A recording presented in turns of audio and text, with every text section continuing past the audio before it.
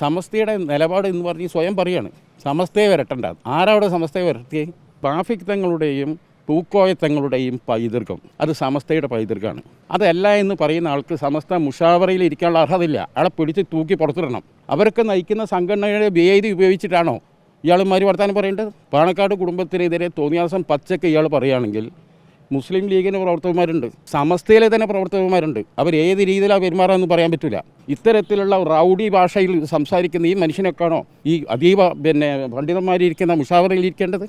പാണക്കാട് സയ്യിദ് കുടുംബം, ആ കുടുംബത്തിനെ മുന്നിൽ നിർത്തിയാണ് സമസ്ത ഈ നാട്ടിൽ കാലങ്ങളായി വർഷങ്ങളായി മദ്രസ സംവിധാനങ്ങളും കോളേജുകളും എല്ലാം ആ കുടുംബത്തെ മുൻനിർത്തിയാണ്.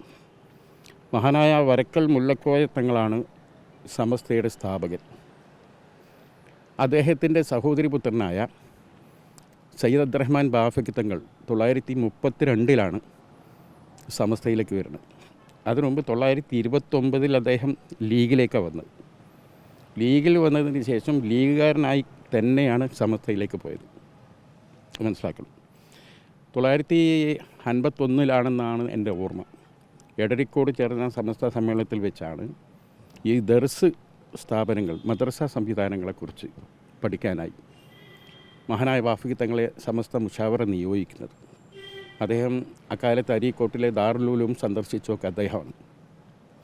ചുരുക്കി പറയുകയാണെങ്കിൽ ഈ ഇന്ന് കാണുന്ന സമസ്തയുടെ ഈ ഇസ്ലാം മത വിദ്യാഭ്യാസ ബോർഡ്, അതാണ് ഏറ്റവും പ്രധാനപ്പെട്ട സമസ്തയുടെ പോഷക സംഘടന. ആ പോഷക സംഘടനയെ നയിച്ചത് മരണം വരെ മഹാനായ സയ്യിദ് അബ്ദുറഹ്മാൻ ബാഫിക് തങ്ങളാണ്. അതേമാതിരി 1940 തുടക്കത്തിലാണ് മഹാനായ പാണക്കാട് PSMA പൂക്കോയ തങ്ങൾ ലീഗിലേക്ക് വരുന്നത്. മഹാനായ ബാഫിക് തങ്ങൾ പൂക്കോയ തങ്ങളും ചേർന്നാണ് ഇവിടെ മദ്രസ സംവിധാനങ്ങൾ ഉണ്ടാക്കിയത്. പട്ടിക്കാട് ജാമിയ നൂരിയ അറബി കോളേജ്, അന്ന് സമസ്തയുടെ ശംസുൽ ഉലമ അടക്കം കണ്ണിയത്ത് ഉസ്താദ് അടക്കമുള്ള അതിപ്രഗത്ഭ പണ്ഡിതരുണ്ടായിരുന്നു. എന്നിട്ടും പട്ടിക്കാട് ജാമിയ നൂരിയ അറബി കോളേജിൻ്റെ അന്ന് കട്ടില വെക്കലാണ് ബാഫിക് തങ്ങളാണ് നിർവഹിച്ചത്. ഇന്ന് കാണുന്ന എല്ലാ മദ്രസ സംവിധാനങ്ങളും, എല്ലാ അറബി കോളേജുകളും, അറബി കോളേജ് പ്രസ്ഥാനങ്ങളും എല്ലാം നയിച്ച് ബാഫിക് തങ്ങളാണ്. രണ്ടാമത്തെ പോഷക സംഘടനയാണ് SYS, സുന്നി യുവജന സംഘം. അതിൻ്റെ ആദ്യത്തെ പ്രസിഡന്റ് പാണക്കാട് പൂക്കോയ തങ്ങളാണ്. ആ പൂക്കോയ തങ്ങളും ബാഫിക് തങ്ങളും ചേർന്ന് ഇത്രയും കാലം അത് തന്നെയാണ് സമസ്തയുടെ പൈതൃകം. അതാ പഠിക്കേണ്ടത്. സമസ്തയുടെ പൈതൃകം എന്നതാണ് ബാഫിക് തങ്ങളുടെയും പൂക്കോയ തങ്ങളുടെയും പൈതൃകം തന്നെയാണ്. അതിന് ശേഷം വന്ന താവാഴയായി വന്ന പാണക്കാട് കുടുംബത്തിൽ എല്ലാവരും നോക്കി, എല്ലാവരും തന്നെ സമസ്തയിൽ അവിഭാജ്യ ഘടകമായിരുന്നു. ഇദ്ദേഹം ഈ മുക്കം ഉമ്മർ ഫൈസി, അദ്ദേഹത്തിൻ്റെ ഭാഷ നമ്മളൊക്കെ കേട്ടതാണ്. അദ്ദേഹത്തിൻ്റെ പരിഹാസം, അദ്ദേഹത്തിൻ്റെ പുച്ഛം നിങ്ങളൊന്ന് ആലോചിച്ച് നോക്കൂ. ജിഫ്രി മുത്തുക്കോയ തങ്ങൾ അദ്ദേഹം എന്താ പറഞ്ഞത്? സമസ്തയുടെ നിലപാട് അത് പ്രസിഡൻ്റായ ഞാൻ പറയുന്നതാണ്, സെക്രട്ടറിയായ ആലിക്കുട്ടി ഉസ്താദ് പറയുന്നതാണ്. ഞങ്ങൾ രണ്ടുപേരും അല്ലാത്ത, പ്രത്യേകിച്ച് ഉമർ ഫൈസിയുടെ പേര് പറഞ്ഞു, അവരെന്നും പറയുന്നത് അവരുടെ അഭിപ്രായമാണ്, സമസ്തയുടെ അഭിപ്രായമല്ല എന്ന് കൃത്യമായി ഒരു വട്ടമല്ല നിരവധി വട്ടം ജിഫ്രി മുത്തുക്കോയ തങ്ങൾ വ്യക്തമാക്കിയിട്ടും യാതൊരു ഉളുപ്പുമില്ലാതെ ഈ മനുഷ്യൻ എന്താണ് സമസ്തയുടെ നിലപാട് എന്ന് പറഞ്ഞ് സ്വയം പറയാണ് സമസ്തയെ വരട്ടണ്ട. ആരവിടെ സമസ്തയെ വരട്ടിയേ? സമസ്ത കൊണ്ടു നടക്കുകയാണ്. സമസ്തയുമായി ബന്ധപ്പെട്ട് എല്ലാ കാര്യങ്ങൾക്കും സമസ്തൻ്റെ എല്ലാ ഫണ്ട് ശേഖരണം എല്ലാത്തിലും പാണക്കാട് കുടുംബമാണ് മുന്നിൽ നിൽക്കുന്നത്. ആ കുടുംബത്തെ മുൻനിർത്തിയാണ് പോയത്.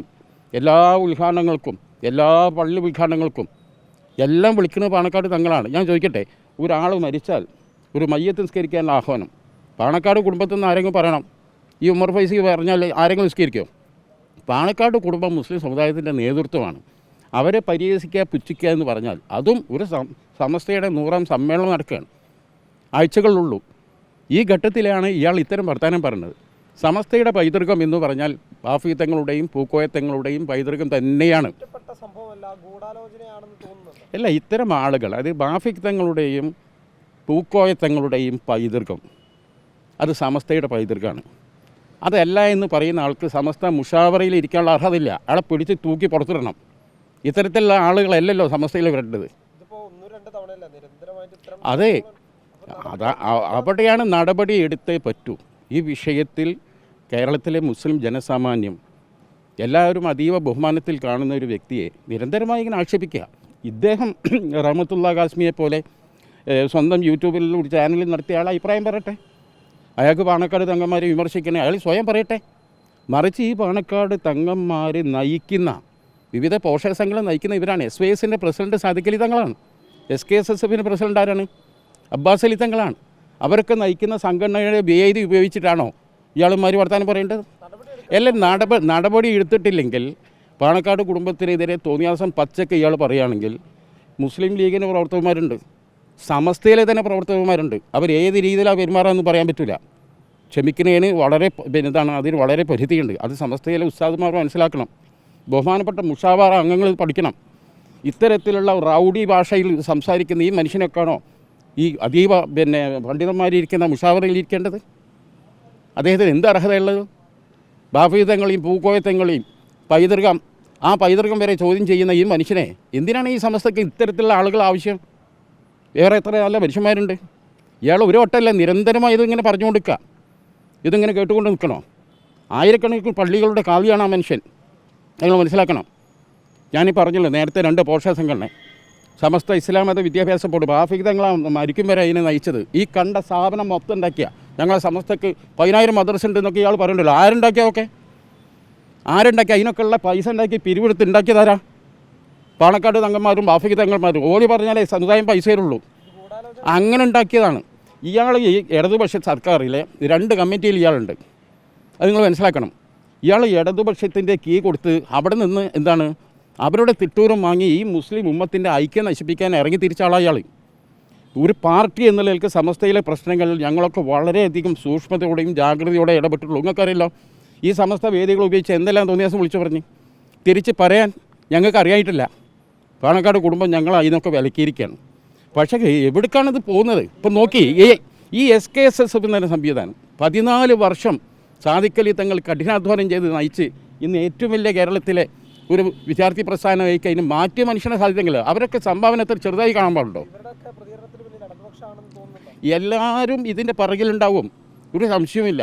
ഇപ്പോൾ ഈ ജമായത്തിൻ്റെ രാഷ്ട്രഭാവം എന്ന് നിരന്തരമായി പറഞ്ഞുകൊണ്ടിരിക്കുന്നത് ഇവിടെ ഇടതുപക്ഷം അച്യുതാനന്ദൻ ഭരിക്കുന്ന കാലത്ത് ഈ ആളുകളൊക്കെ എന്ന് പറയുന്നുണ്ടെങ്കിൽ ജമായത്ത് ഇസ്ലാമി ഏതെല്ലാം കമ്മിറ്റിയിൽ വന്നു?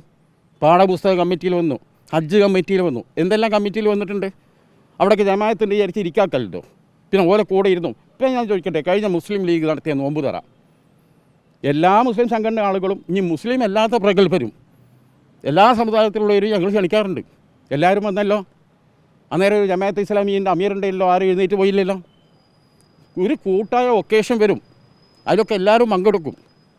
ജമാഅത്തെ ഇസ്ലാമിയെ കുറിച്ച് കാന്തപുരം ഉസ്താദ് വളരെ കൃത്യമായി പറഞ്ഞല്ലോ. ജമാഅത്തെ ഇസ്ലാമിയായി മുസ്ലിം ലീഗ് രാഷ്ട്രീയ ബന്ധം ഉണ്ടാക്കിയെന്ന് എൻ്റെ കയ്യിൽ തെളിവില്ല. ആ മാന്യത പോലും കാന്തപുരം അബൂബക്കർ മുസ്ലിയാർ കാണിക്കുന്ന മാന്യത പോലും ഈ ആളുകൾ കാണിക്കുന്നില്ല. അതാണ് നമ്മൾ പഠിക്കേണ്ടത്. ഇവർ ഓരോന്ന് ഇങ്ങനെ പറഞ്ഞുകൊണ്ടിരിക്കുക. അല്ല, ബഹാവുദ്ദീൻ നദ്വി എന്ന് പറഞ്ഞാൽ ലോകത്ത് വേൾഡിൽ അതങ്ങനെ മനസ്സിലായി, ലോകത്ത് തിരഞ്ഞെടുക്കപ്പെട്ട 500 പണ്ഡിതന്മാരിൽ ഒരാളാണ്. മനസ്സിലാക്കണം. അദ്ദേഹത്തിൻ്റെയൊക്കെ ബാക്ക്ഗ്രൗണ്ട് എന്താ, അദ്ദേഹത്തിൻ്റെ ഉന്നത വിജ്ഞാനം എന്താണ്? വിവിധ രാഷ്ട്രങ്ങളിലെ പല സർക്കാരുകൾ പോലും മതവിധിക്കായി സമീപിക്കുന്ന അപൂർവ പണ്ഡിതന്മാരിൽ ഒരാളാണ് ബഹാവുദ്ദീൻ നദ്വി ഉസ്താദ്. അദ്ദേഹം ഉണ്ടാക്കിയ വിദ്യാഭ്യാസ പ്രസ്ഥാനം ഹുദവികൾ, ആ ഹുദവികളൊക്കെ കോളേജ് അധ്യാപകരാണ്. തെക്കൻ കേരളത്തിലെ നിരവധി കോളേജുകളിൽ പഠിപ്പിക്കുന്ന അധ്യാപകർ ഹുദവികളാണ്, അഭിഭാഷകരാണ്. നയതന്ത്ര ഓഫീസുകളിൽ എവിടെയെല്ലാം അവർ എത്തിയത്?